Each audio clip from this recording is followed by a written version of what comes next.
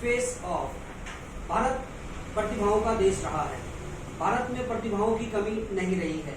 कुछ प्रतिभाएं ऐसे होती है जो शहरों और गांवों तक ही सीमित रह जाती है, और कुछ प्रतिभाएं यूथ मॉडल और रोल आइकन बन जाते हैं हमारे समाज के लिए।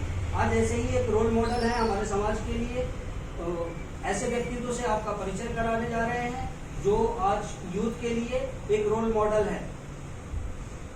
बस ऐसे ही एक व्यक्तित्व से आपका रूबरू कराने जा रहे हैं जिनका नाम है अरुण चौहान। आइए अरुण चौहान की जिंदगी के कुछ अनसुनी बातों को आप तक पहुंचाते हैं। अरुण जी नमस्कार आपको। अरुण जी सबसे पहले ये बताइए फिटनेस को लेकर के ये चीज होता है कि हमारे यहाँ भारत में फिटनेस को लेकर के लोग कॉन्शियस नहीं होते हैं। एक उम्र आने के बाद ही वो अपने फिटनेस के बारे में सोचते हैं।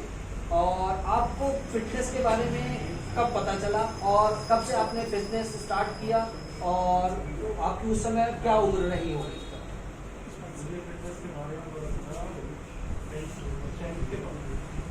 10th के बाद, ठीक है। फिर उसके बाद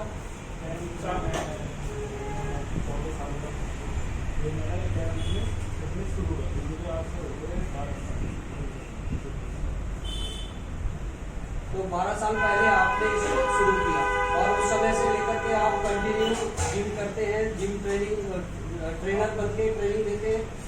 आप कंटिन्यू ट्रेनिंग और जिम कभी जो पढ़ाई भी किसी को करनी तो उस दौरान कोरोना वगैरह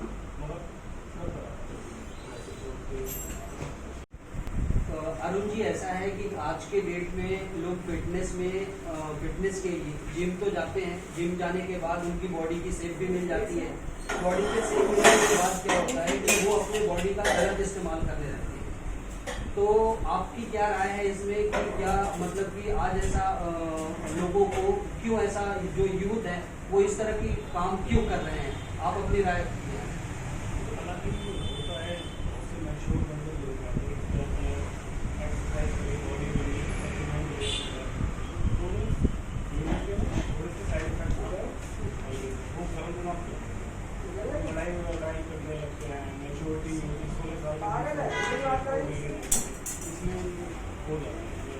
नहीं, तो इसके लिए आप मतलब कि आपकी क्या सोच है कि इसको कैसे रोका जाए, या वो यूथ को आप किस तरह से रोकना चाहेंगे जो इसका मिसयूज करते हैं?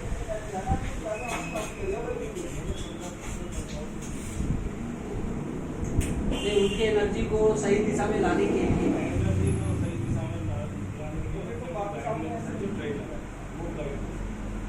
अरुण जी आज जो हमारे समाज में जिम है 90% ऐसे जिम है जहाँ पे सर्टिफाइड ट्रेनर नहीं है।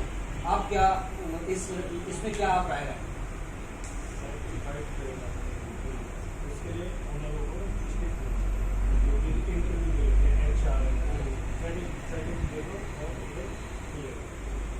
तो ऑनर मतलब आपका कहने का मतलब ये है कि जो जिम के ऑनर हैं वो स्ट्रिक्ट रहें और वो सर्टिफाइड ट्रेनर ही रखें।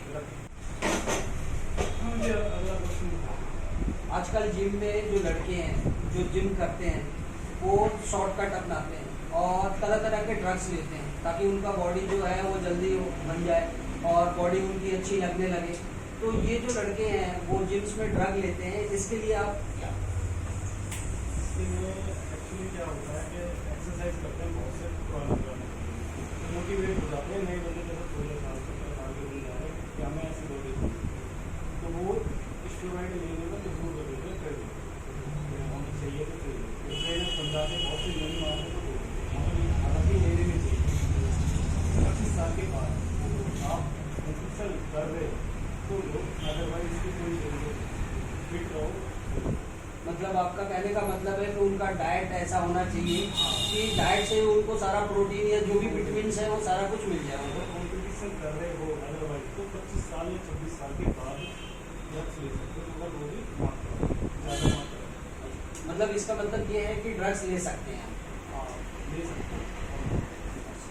अरुण जी जिम सेक्टर जो है वो एक अनऑर्गेनाइज सेक्टर भारत में माना जाता है और इसके लिए किसी भी तरह का कोई कानून नहीं है। तो क्या आपको ऐसा लगता है कि भारत में भी जिम के लिए स्पेशली कोई ना कोई कानून होना चाहिए?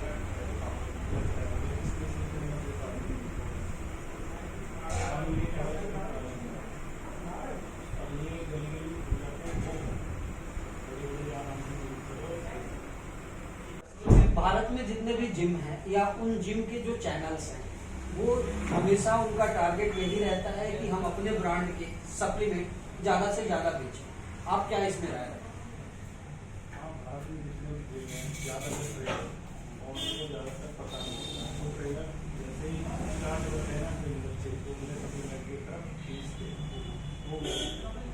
पहले तो डाइट से ही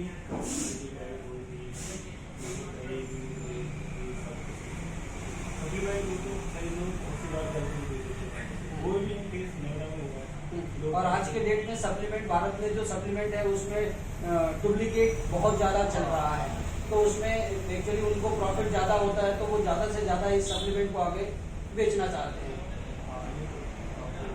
थोड़ा सा इसमें बचत ज़्यादा होती है, आधे से भी ज़्यादा और ओरिजिनल जो होते हैं उससे 300-400 इसलिए बहुत से बच्चे को इफेक्ट वो नहीं कर पाते, कैसे मगर बॉडी सबको चाहिए तो इसलिए वो थोड़ा सा 10% बॉडी की बाद में वो 30 साल या 35 साल के बाद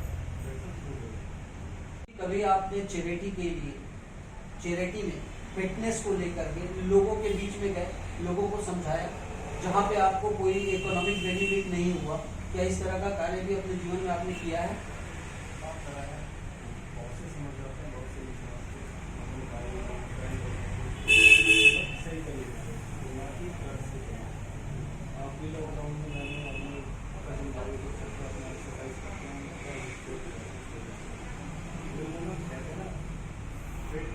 नहीं, ये तो आपने घर के लोगों को किया। मैं ये लॉकडाउन की बात नहीं कर रहा हूँ, मैं समाज की बात कर रहा हूँ कि कभी समाज में भी वैसे क्षेत्र में जहाँ पे कभी आप नहीं गए लेकिन वहाँ पे जाके हेल्थ अवेयरनेस को लेकर के कि हेल्थ कितना इम्पोर्टेंट है मानव जीवन के लिए, इस पे कभी आपने काम किया?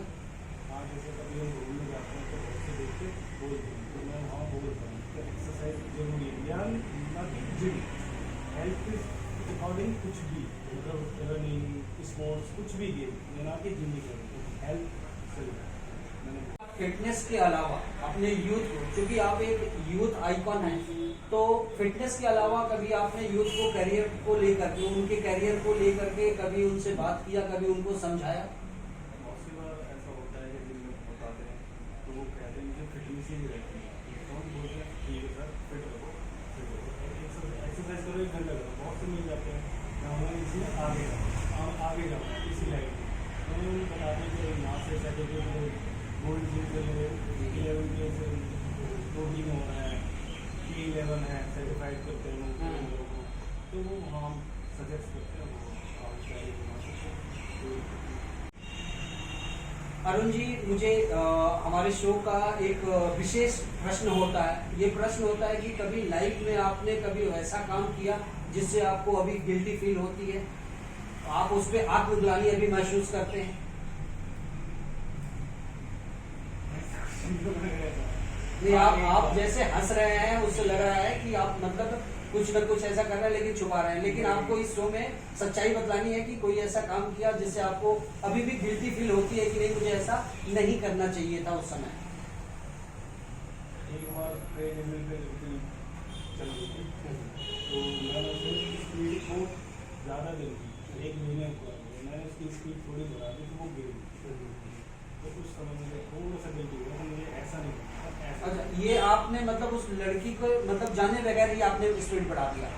जाने बगैर स्पीड नहीं, मैं ट्रेनर ही था, मतलब मैं स्पीड मतलब उसे ज़्यादा दिन नहीं हुई तो मैंने उसे स्पीड बढ़ाई और वो गिर गई, तो वहाँ मुझे लगा कि एक साथ ऐसा नहीं। अरुण जी, आपका बहुत बहुत धन्यवाद, आपने समय दिया, हमारे साथ रहे और हमारे सारे प्रश्नों का उत्तर सही ढंग से दिया, इसके लिए आपको बहुत बहुत धन्यवाद।